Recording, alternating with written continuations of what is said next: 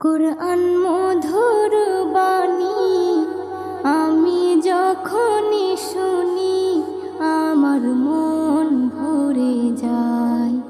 কুরআন মধুর বাণী আমি যখনই শুনি আমার মন ভরে যায়। শোনো মুমিন মুসলমান, পড়ে দেখো না কুরআন, কত শান্তি পাওয়া যায়। কুরআন